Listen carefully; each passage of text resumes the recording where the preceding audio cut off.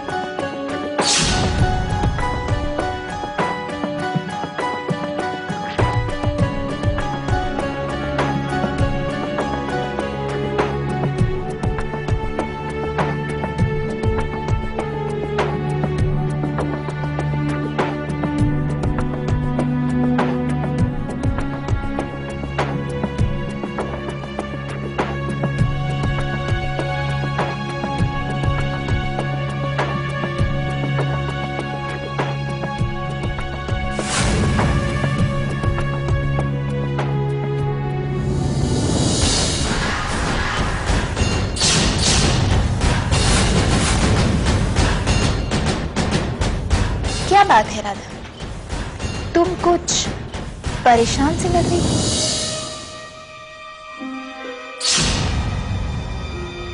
ओह, कहीं ऐसा तो नहीं कि अपने पति के घर में अपने आशिक के बिना तुमसे रहा नहीं जाता? दीदी,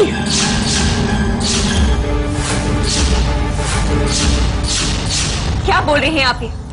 एक बार सोच तो लीजिए कि आप किससे और क्या बोल रही हैं। मैं अच्छी तरह सोच समझ कर बोल रही हूँ राधा कि मैं क्या और किससे कह रही हूँ। तुम कितना भी दिखावा कर लो राधा, लेकिन तुम तारा को अपने कुणाल के करीब अब भी नहीं देख सकते। वैसे ये तो होना ही है, कुणाल तुम्हारा पहला प्यार जो है। वैसे किसी ने ठीक ही कहा है कि अपने पहले प्यार को आसानी से भुला नहीं सकते, है ना? गलती तो मेरी है जो मैंने आप पर भरोसा किया, लेकिन अब मुझे ये एहसास हो गया है कि आप तो भरोसे के लायक ही नहीं।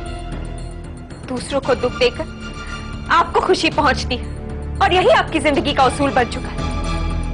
और देखिए ना, आपकी बातों में आकर मैंने भी अपनी जिंदगी के उसूल को भुला दिया। घर के बाकी लोग बिल्कुल सही थे आपके बारे में कि आप ना तो कभी बदली थी और ना ही कभी बदल सकती। एक मैं ही बेवकूफ थी जो आपसे अच्छाई की उम्मीद कर बैठी। और दीदी, अब आपको मेरे बारे में जो राय बनानी है वो अब बनाइए, क्योंकि मुझे अब कोई फर्क नहीं पड़ता।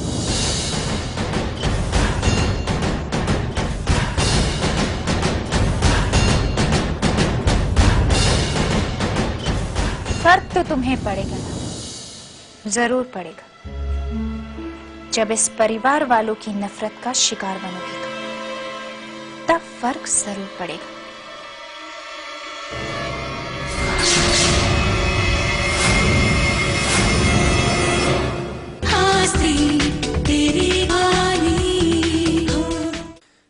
मुझे तबाह करना चाहती थी ना तुम, जिस वजह से तुम जैसी लड़की से मैंने शादी की थी। तुम मुझसे वो वजह ही छीन लेना चाहती हो। अरे अपनी जायदाद हासिल करने के लिए तुमसे अपना बच्चा ही तो मांगा था मैंने, लेकिन तुम मेरे मुंह पर तमाचा मारकर चली गई अपने उस दो कोड़ी के आशिक के साथ। मैं तो बच्चे का इंतजाम कर ही लूंगा संजना। मेरा बच्चा ना सही, किसी और का सही। हजारों यतीम बच्चे घूमते हैं सड़कों पर, किसी को भी अपना नाम दे दूंगा।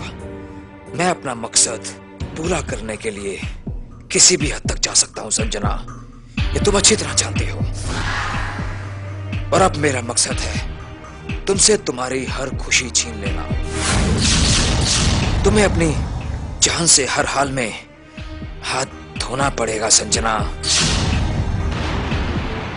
क्योंकि विशाल को मारे तुम्हारे थप्पड़ की सजा मौत से कम नहीं है, सिर्फ मौत।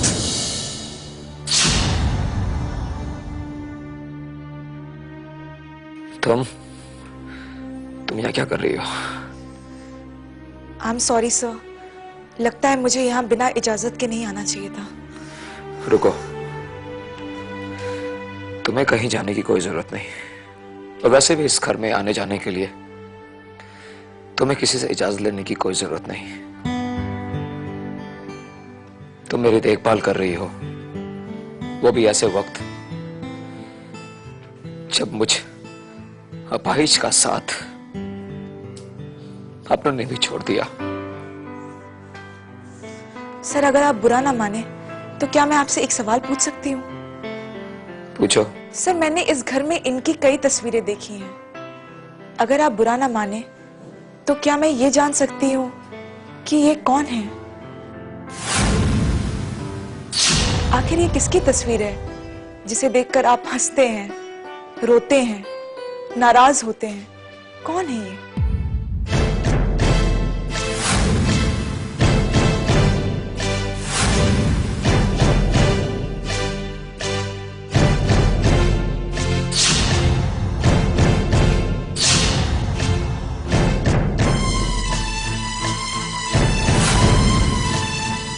आई एम सॉरी सर, लगता है मुझे आपसे पूछने का ये कोई हक नहीं है।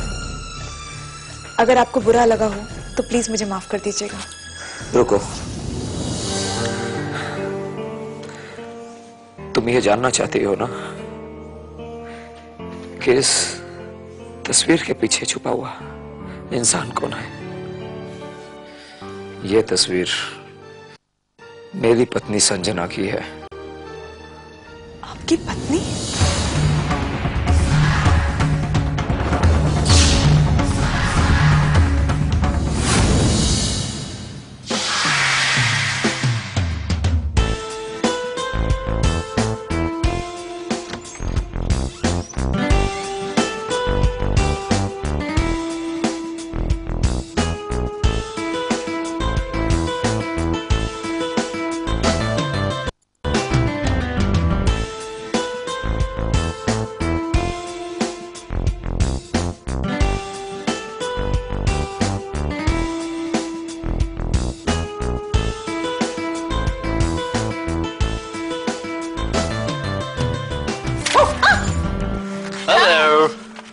कब आए तुम?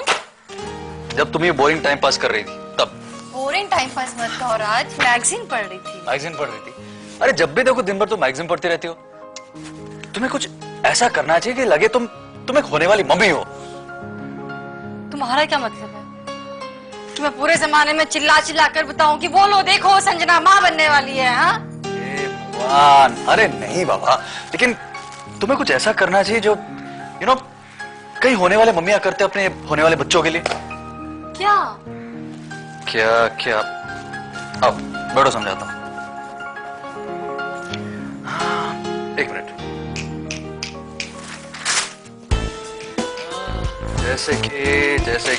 जैसे कि हमारे होने वाले बच्चे के लिए छोटे छोटे कैप्स और स्वेटर्स और सॉक्स बुनने चाहिए, है ना?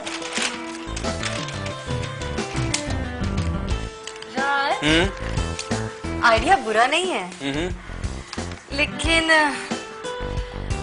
मैं ना थोड़ी इस सिलाई बुनाई में कच्ची। तो इसमें कौन सी बड़ी बात?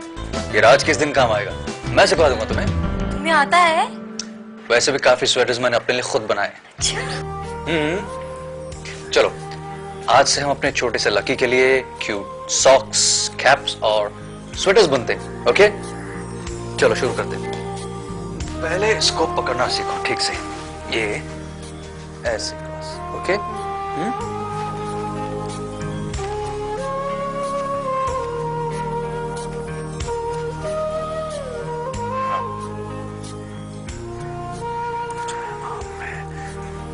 एक मिनट, थोड़ी प्रैक्टिस छूट गई। हाँ? ए ट्राई करो।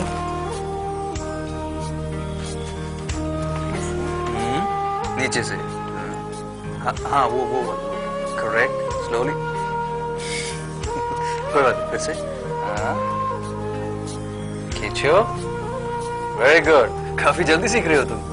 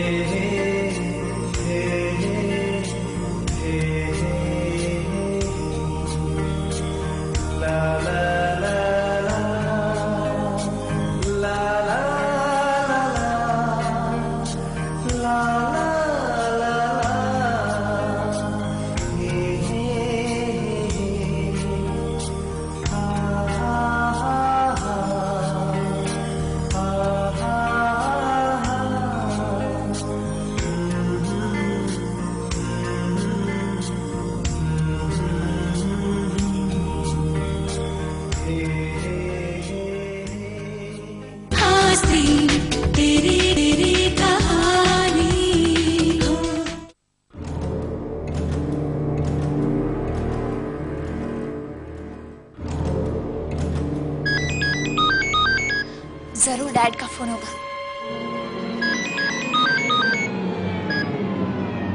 जगजीत,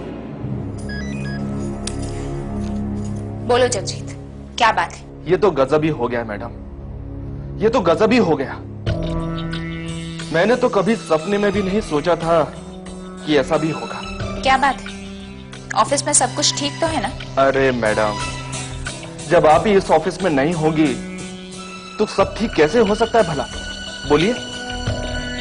मुझे तो रवि सर से अभी अभी पता चला है कि आप इस ऑफिस में नहीं आएंगे। मैं जानता हूं कि आप मेरी बात का विश्वास नहीं करेंगे, लेकिन मैं फिर भी कहूंगा। मैडम, आपके ऑफिस में ना आने की बात को सुनकर मुझे बहुत अफसोस हो रहा है, बहुत दुख हो रहा है मुझे, वाकई में। तुम्हें मेरे बारे में अफसोस करने की कोई जरूरत नहीं है जगजीत। अपने बारे में सोचो, अपनी चिंता करो। और हाँ, एक बात अच्छी तरीके से याद रखना जगजीत, तुम मेरे बिना उस ज्योति को अपने रास्ते से कभी नहीं हटा सकते। वो एक दिन तुम्हारी नजरों के सामने तुम्हारी बॉस बन जाएगी और तुम पर हुक्म चलाएगी, फिर बैठे बैठे उसके हुक्म मानना। नहीं नहीं मैडम, ऐसा नहीं हो सकता है, ऐसा नहीं हो सकता है मैडम। उस ज्योति ने ऑफिस में पहले से मेरे लिए बहुत सारी मुसीबतें खड़ी करके रखी हुई हैं। अगर वो मेरी बॉस बन गई फिर तो मैं पागल ही हो जाऊंगा मैडम। उसके बॉस बनने की बात को सुनकर मुझे डर सा लग रहा है मैडम। आप कुछ कीजिए, आप कुछ कीजिए मैडम, प्लीज मेरी मदद कीजिए। उस ज्योति से छुटकारा दिलाइए मुझे, प्लीज। ये हुई ना बात जगजीत, इस तरह से मुझसे बात करो। वैसे ऑफिस में ना रहकर घर बैठे बैठे भी मैं तुम्हारी मदद कर सकती हूँ। बस मैं जैसे कहूं वैसे तुम्हें करना होगा, मेरी हर बात माननी होगी। ठीक है मैडम। उस ज्योति की हर बात पे तुम नजर रखो। बस मैं उस ज्योति को किसी कीमत पर यशपाल ग्रुप ऑफ इंडस्ट्रीज में टिकने नहीं दूंगी। आप फिक्र मत कीजिए मैडम, भरोसा रखिए मुझ पर। अब वैसा ही होगा जैसा आप चाहेंगे।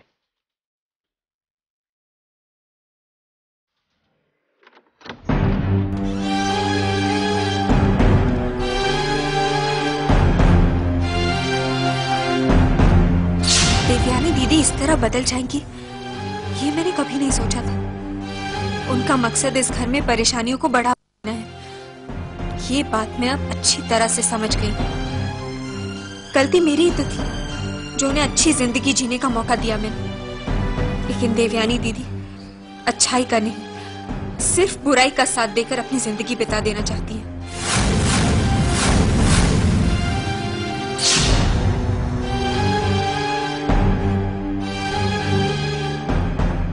वो जानती नहीं, जिंदगी में भले ही रास्ते मुश्किल हो, लेकिन जीत हमेशा अच्छे रास्तों की होती है। बुराई का साथ देने वाले रास्तों पर सिर्फ हार नसीब होती है। जरूर मेरे और कुणाल के रिश्ते की बात को अपना मोहरा बनाने की ठान ली होगी उन्होंने। लेकिन मैं उन्हें कामयाब नहीं होने दूंगी। बुआ जी ने ठीक कहा था, वो लेटर्स घर में रखना खतरे से खाली नहीं है। अगर देवयानी दीदी के हाथों वो खत लग गए तो वो जरूर उनका गलत इस्तेमाल करेंगे। इससे पहले कि वो खत मेरी जिंदगी में जहर घोलने की वजह बन जाए, मुझे उस वजह को ही खत्म करना, उन लेटर्स और फोटोग्राफ्स को जलाना होगा।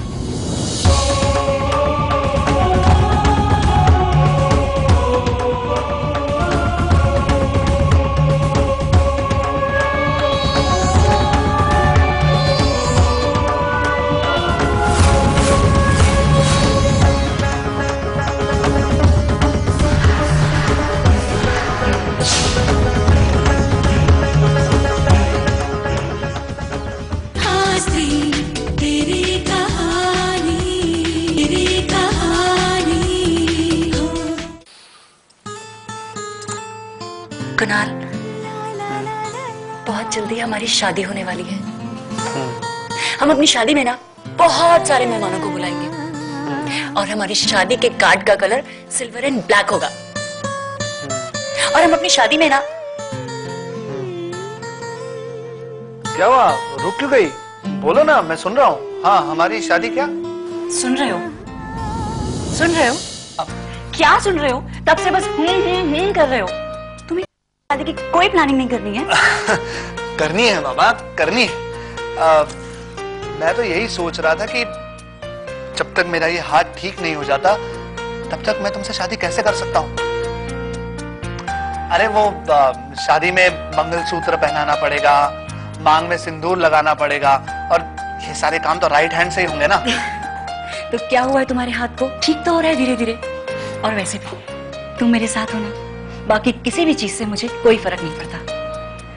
कुणाल, हमारी शादी को एक्सेप्ट करने के लिए शादी के मंत्र, शादी में ली हुई कसमें मेरे लिए बस इतना ही काफी है। और मैं जानती हूँ मेरा कुणाल मुझे बहुत प्यार करता है।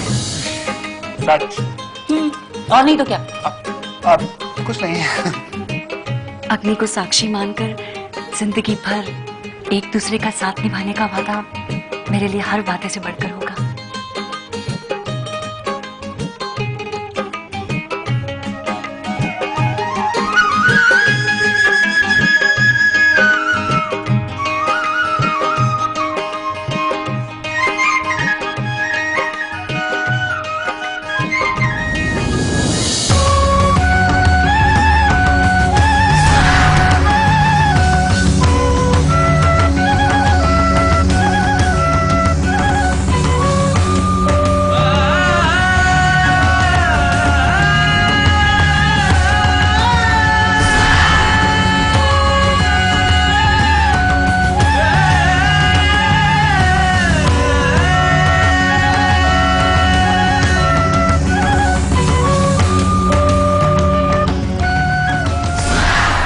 आज अपने अतीत की यादों को इस आग के हवाले करके हमेशा हमेशा के लिए अपनी जिंदगी से दूर कर दूंगी। जिस रिश्ते को अग्नि के सामने साक्षी मानकर अपनाया है मैंने, अपने उस रिश्ते को खोने से बचाने के लिए आज मैं अपनी वो हर याद, करण से जुड़ा वो हर बीता लम्हा अपने जहन से मिटा दूंगी। और मेरे इस सच का साक्षी होगा वो विधाता और ये अग्नि।